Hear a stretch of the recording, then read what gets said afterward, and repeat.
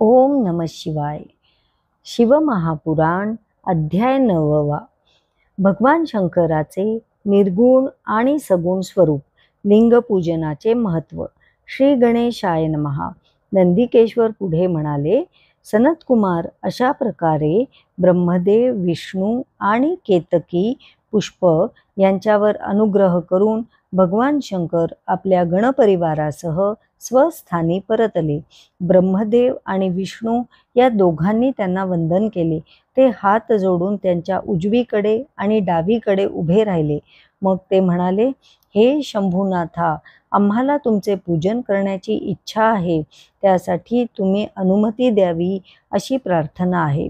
शंकरांनी संमती देताच त्यांना आनंद झाला. त्यांनी पूजनीय महादेवांना सन्मानपूर्वक श्रेष्ठ आसनावर बसवले. सर्वोत्तम पवित्र पुरुष वस्तू अर्पण करून त्यांचे पूजन केले. म्हणजे प्रदीर्घ काळ स्थिर राहणाऱ्या वस्तूंना पुरुष वस्तू म्हणतात. अल्पकाळ टिकणाऱ्या अर्थात क्षणभंगूर वस्तूंना प्राकृत वस्तू म्हणतात. त्यांनी भगवानांना हार, नुपूर, केयूर म्हणजेच वांकी, सलकडे, मुकुट, रत्नजडित कुंडले, यज्ञोपवीत, उत्तरीय वस्त्र, रेशमी वस्त्र, दिव्य पुष्पमाला, सुगंधी पुष्पे, मुद्रिका, कर्पूरवासित तांबूल, चंदन, अगरू आदी सुगंधित द्रव्यांची उटी, धूप, दीप, नैवेद्य, श्वेतछत्र, चामरे, ध्वज असे अनेकानेक वैभवशाली आणि दिव्य उपचार अर्पण केले. त्यांच्या पूजनरूपी सेवेने पशुपती अतिशय प्रसन्न झाले. ते म्हणाले, विधी श्रीहरी, तुम्ही माझे पुत्रच आहात. आज तुम्ही दोघांनी भक्तिभावाने माझे पूजन केले, त्यामुळे मी अतिशय संतुष्ट झालो आहे. याच कारणास्तव आजची तिथी परमपवित्र आणि महान मानली जाईल. ही तिथी शिवरात्री या नावाने प्रसिद्ध होईल. ही मला अतिशय प्रिय असेल. या दिवशी जो मनुष्य निराहार राहील, ब्रह्मचर्यादी नियमांचे पालन करून माझ्या लिंगाची किंवा मूर्तीची यथाशक्ती मनोभावे पूजा करील, तो भक्त मला अतिशय प्रिय होईल.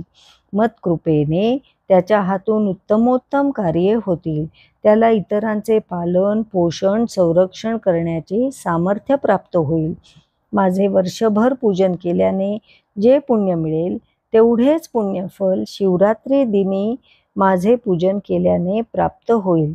पौर्णिमेच्या दिवशी सागराला मोठी भरती यावी, त्याप्रमाणे शिवरात्रीला माझी उपासना केल्याने माझ्या विश्वकल्याणरूपी धर्माचे म्हणजेच कार्याचे सामर्थ्य वाढेल. माझ्या मूर्तीची किंवा लिंगाची प्राणप्रतिष्ठा करण्यासाठी हीच तिथी विशेषत्वाने योग्य मानली जाईल. ज्या दिवशी मी ज्योतिर्मय स्तंभरूपाने प्रकट झालो होतो, ती मार्गशीर्षातील आद्रा नक्षत्रयुक्त पौर्णिमा किंवा प्रतिपदा होती.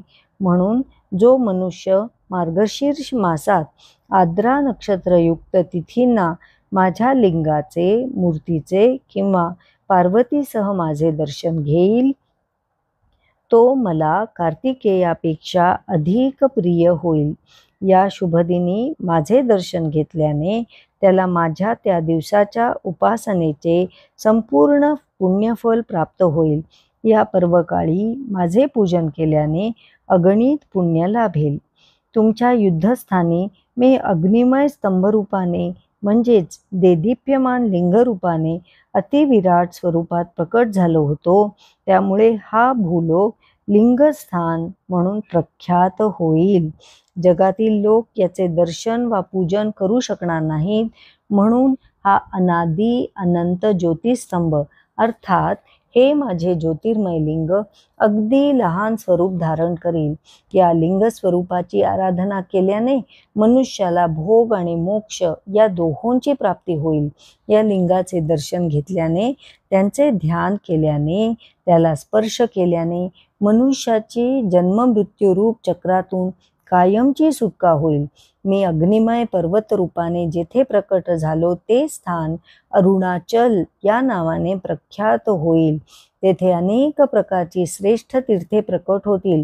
तेथे राहणाऱ्या आणि मरण पावणाऱ्या जीवांना मोक्ष प्राप्त होईल. माझी 2 रूपे आहेत, निराकार आणि साकार. मी परब्रह्म परमात्मा आहे, एकमेव आहे. अन्य कोणत्याही देवतेला माझ्यासारखी 2 रूपे नाहीत.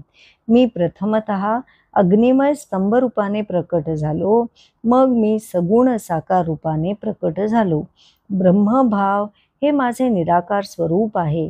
महेश्वर भाव हे माझे सगुण साकार स्वरूप आहे.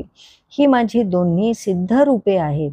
जीवांवर कृपा करणे, त्यांच्यावर उपकार करणे हे माझे कार्य आहे. मी सर्वात विस्तृत आहे. मी सर्वात पुरातन आहे. मी या विश्वाला अंतर्बाह्य व्यापून आहे. मी सर्वत्र स्थित आणि व्यापक असल्याने सर्वांचा आत्मा आहे. मी जगाची वृद्धी करणारा असल्याने ब्रह्म या नामाने संबोधला जातो. विश्वामध्ये सर्गापासून अनुग्रहापर्यंत जी 5 महत् कार्ये आहेत ती मीच करतो. ही कार्ये माझ्याशिवाय अन्य कोणीही करू शकत नाही, कारण मीच सर्वांचा ईश्वर आहे. मीच सर्वांचा स्वामी आहे. माझ्या ब्रह्मस्वरूपाचा बोध करण्यासाठी मी लिंग रूपाने प्रकट झालो. मग माझ्या अज्ञात ईश्वरत्वाचा तुम्हाला साक्षात्कार करावा म्हणून सगुण साकार रूपाने प्रकट झालो. हे माझे साकार मूर्ती स्वरूप माझ्यातील ईशत्वाचा आणि निराकार लिंग स्वरूप माझ्या ब्रह्मस्वरूपाचा बोध करते. लिंग हे माझेच स्वरूप आहे, माझे प्रतीकरूप आहे. हे उपासकाला माझी समीपता मिळवून देणारे आहे. लिंग आणि लिंगी यात भेद नाही, म्हणून ज्ञानीजनांनीही लिंगपूजन करावे असे माझे सांगणे आहे. जो माझ्या लिंगाची स्थापना करून त्याची नित्य दृढ भावाने आराधना करतो तो उपासक मत्स्वरूप होतो. एकापेक्षा अधिक शिवलिंगाची स्थापना करणाऱ्याला सायुज्य मुक्ती मिळते. जो माझ्या लिंगाची आराधना करतो त्याला माझ्या अनेक रूपातील एकत्वाची अनुभूती येते. तो परमानंद स्वरूप सौख्य भोगतो. जिवंतपणीच भवपाशातून मुक्त होतो. त्याला मरणोत्तर शिवलोक प्राप्त होतो. प्रमुखतः शिवलिंगाची स्थापना करावी. माझ्या मूर्तीची स्थापना करणे हे लिंग स्थापनेच्या तुलनेत गौण कर्म आहे. जे भक्त माझ्या निर्गुण निराकार सर्वव्यापी स्वरूपाला जाणू शकत नाहीत त्यांच्यासाठी मूर्तीची योजना आहे. एखाद्या ठिकाणी अनेक मूर्ती आहेत, मंदिरे आहेत, पण तेथे शिवलिंगयुक्त शिवालय नसेल तर त्या स्थानाला क्षेत्र म्हणून मान्यता मिळत नाही. अध्याय 9 समाप्त. ओम नमः शिवाय.